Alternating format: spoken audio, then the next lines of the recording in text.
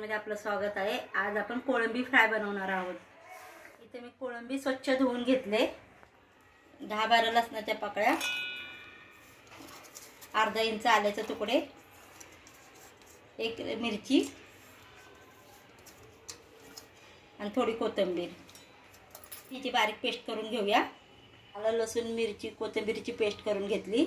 चवीनुसार मीठ,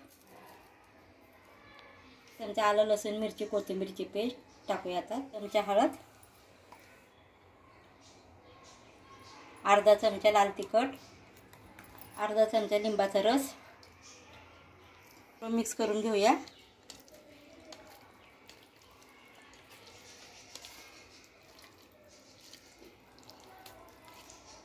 आता हे सर्व मिक्स करून झाले। आता हे अर्धा तासासाठी आपण मुरत ठेवणार आहोत। इथे आपली कोळंबी चांगली मॅरिनेट झाले।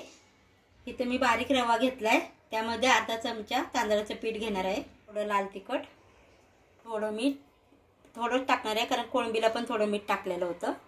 मिक्स करून घेऊया।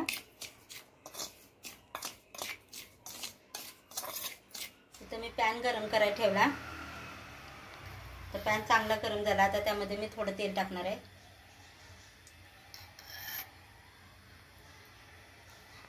आता कोळंबी यात मिक्स करायची चांगली,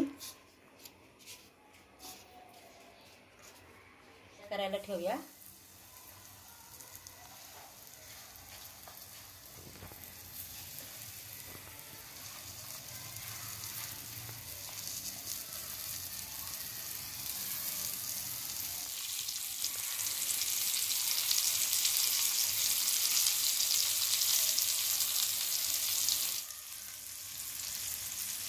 आता आपण दुसऱ्या बाजूने पलटून घेऊया।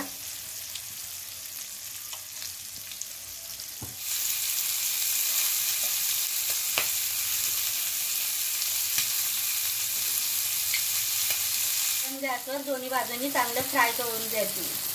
दोन्ही बाजूनी छान क्रिस्पी फ्राय करून घेतले। आता गॅस बंद करून हे काढून घेऊया।